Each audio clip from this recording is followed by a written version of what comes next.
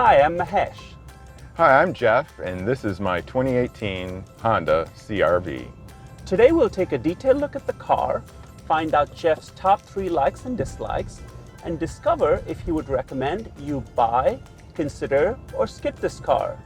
Let's go for a spin.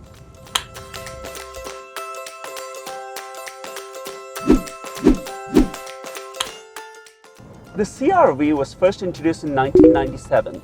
This is now into its 5th generation, most recently introduced in 2017. This car is also proudly made in the US at a factory in Ohio.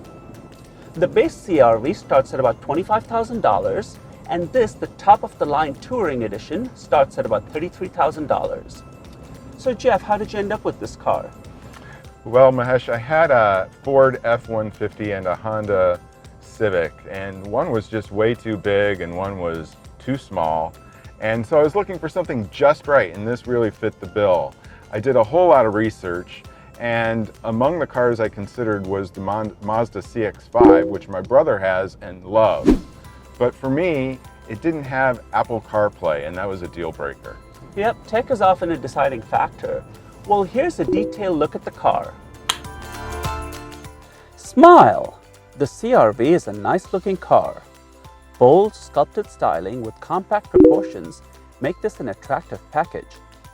The touring trim includes chrome accents, roof rails, and Beyblade-like wheels. Overall, nice job, so I have no idea why the car looks so angry from the back. The CR-V is small on the outside but big on the inside. Cabin styling is clean and functional. The leather seats have 12-way power adjustments. Instrument cluster is well laid out, and infotainment control is through a 7-inch touchscreen. The only letdown is the fake wood trim. Perhaps a metal accent would have worked better. The EX and higher trim models get the 1.5-liter turbo engine. Notable is the use of a CVT transmission for better mileage.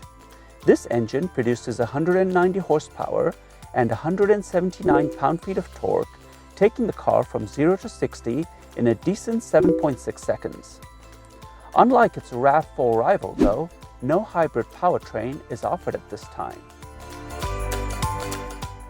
In the touring trim, the Honda Sensing package is standard. Combined with the standard features, it's a long list of tech. So here we go. Blind spot warning, collision mitigation, adaptive cruise control, lane keep assist, rear cross traffic monitor, rain sensing wipers, hands-free tailgate, navigation, Apple CarPlay, and Android Auto. Phew! Across the industry, this SUV has received a number of awards, including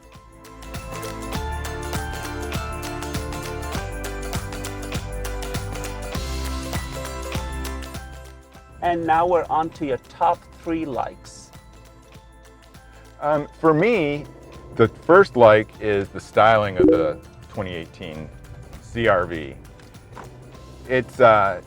It's beautiful on the outside, and on the inside it's plush for a Honda. Yeah. And you know, I really like its bold styling. I never would have considered the CR-V before the 5th generation of the vehicle, but because it was just really kind of bland to me. It's a handsome car.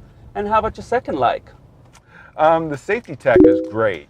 I particularly like the blind spot information system and the cross-traffic monitoring. I have to say, though, some of the items like the lane departure can be a little overzealous and a little glitchy, so I tend to avoid those. I can tell you're a big fan of tech. Okay, and third?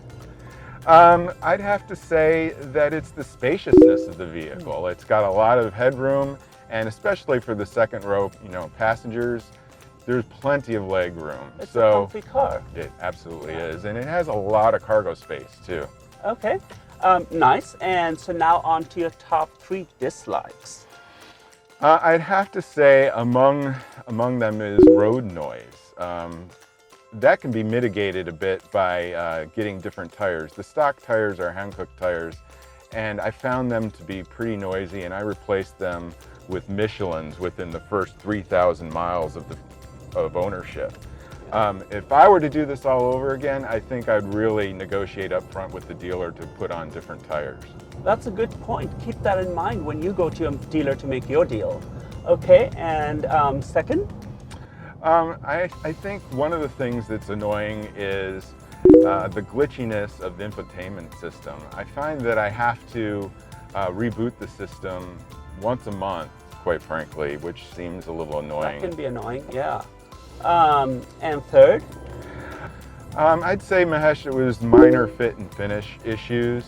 There were larger gaps than necessary between the fender and the quarter panel, and fortunately the dealer was really good about it, and they were able to fix that pretty quickly.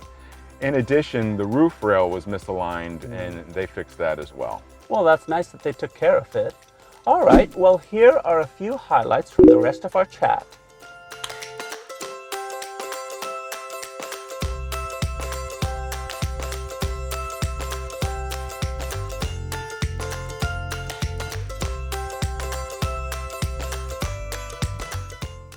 Before we get to Jeff's recommendation, here's a little about this show.